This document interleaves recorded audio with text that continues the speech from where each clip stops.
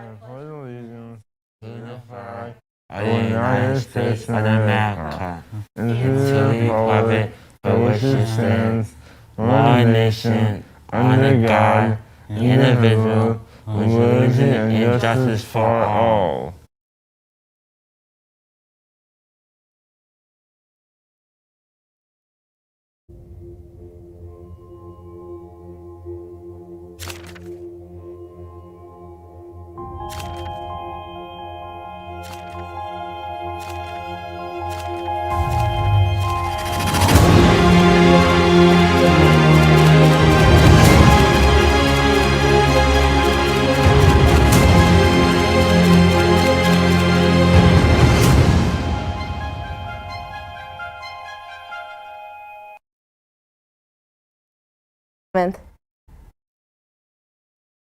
And this is your live Laker update.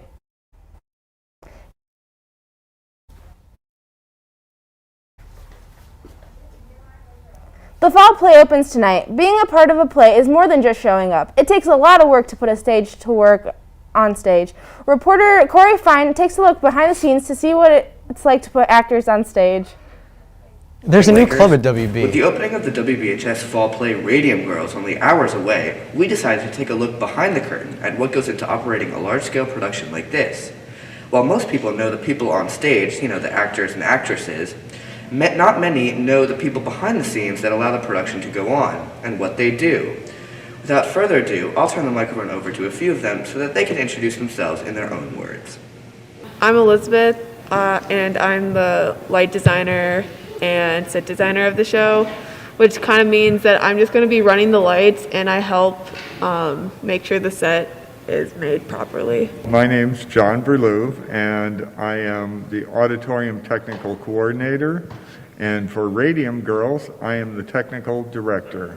I just sort of oversee the set, the scenic and the lighting and the sound and all those kind of elements that go into the play. My name is Sean Wilson. I am a sophomore currently attending at West Bloomfield High School, and my role in this production is the assistant stage manager. What I should be doing is I should be doing stuff like cues and help on stage, prop work, probably stuff like that in that general area. And yeah, I'm really happy to be here and being able to work with everyone. Hi, my name is Kendall Fowler. I am the tech liaison for the West Bloomfield High School Theater Department. And for this show of Radium Girls, I am the stage manager. So a little what I do is I just make sure everything runs smoothly throughout the show. And as of right now, I am also helping run sound. In addition to the people that we interviewed, there are many other production areas that have equally necessary behind-the-scenes roles, like hair and makeup, costume designers, and set builders. Make sure to go see Radium Girls today, tomorrow, or Saturday at 7 p.m. Tickets will be sold at the door. Have a great day, Lakers. A new club at WB. The Mental Health Awareness Club is designed to change the stigma surrounding mental health. Join them in room 544 next Wednesday after school. See Ms. Samuels for more information. Model UN is preparing for its first conference of the year. The conference is free to attend and will be this Saturday at Bloomfield Hills High School. Stop by Mr. Reitenauer's room 545 for more information. Stay with us. We'll be right back. Yes, it is. No, it's not. Yes, My it Hero is. Academia is No, dead. it's Oh not. my god. Oh no. I'm late. I have to run.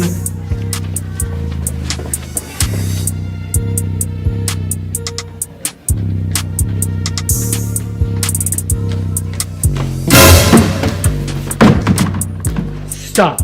You can't run in the hallways. It's against school policy and you could hurt yourself. I should have never ran in the hallways. Your pets while you are at school are sad and lonely, waiting for you to come home. The second that you get home from school, they are so ecstatic to see you because it feels like it's been a lifetime since they've seen you last.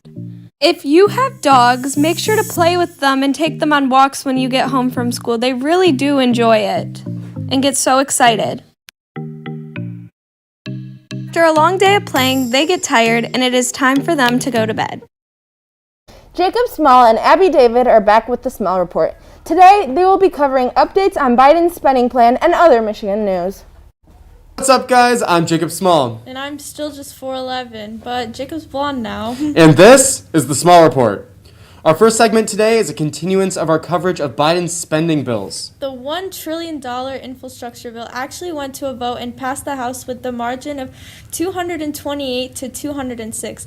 The next step is Joe Biden's desk to be signed into law. The sheer scale of this bill is incredible. $1 trillion is larger than the entire GDP of many countries. As a reminder, this bill contains funding for large upgrades to America's roads, railways, and other transportation infrastructure. It also has included funding for expansions to broadband internet. The last week has brought lots of interesting news regarding Michigan's political future. First off, the Michigan Independent Citizens Redistricting Committee has released 3 new maps. The introduction of these new maps comes as a result of the 4 old maps under consideration all being considered to violate the Voting Rights Act of 1964. These 3 new maps better represent the state as a whole, giving Michigan's minority populations better representation at the federal level.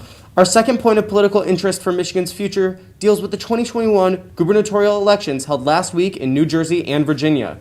Just as Jacob predicted, Virginia race went to the Republicans and New Jersey by a slight margin to the Democrats.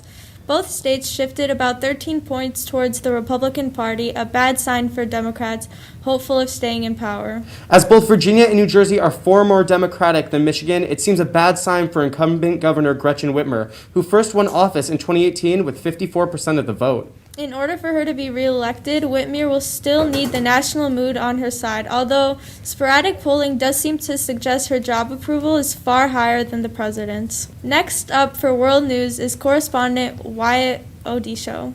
Good morning. Today we're visiting North Africa, specifically Algeria and Morocco. Both of them have hated one another for a long time now, and recently things have been getting intense. Over the past year, Morocco and the UN have logged over 1,000 incidents of the Polisario firing on Moroccan units. The Polisario is a rebel group fighting for Western Sahara independence and have been fighting since 1975, until a ceasefire was signed in 1991. Recently, after Moroccan units broke up a blockade of a highway into Mauritania, the Polisario declared the ceasefire null and void. Just a few weeks ago, 3 Algerians were assassinated in the Polisario territory, and the Algerian government is putting the blame on Morocco. Things continue to keep getting worse in North Africa, but we have to hope that this will not escalate into full-on war. Thank you. We just love to hear that. Thank you for tuning in to the Small Report. See you next time, and make sure to connect with us on social media at WB_Small Report. Wrestling will hold their first practice from 4 to 6 in the wrestling room. Athletes must have their physicals on file to participate. All are welcome to join. If you have questions, go see Coach Ridenauer in room 545. Thank you for watching Laker Update. You can connect with us on Twitter, Instagram, TikTok, and LakerUpdate.com, as well as WBSpectrum.com. Have a great day, Lakers.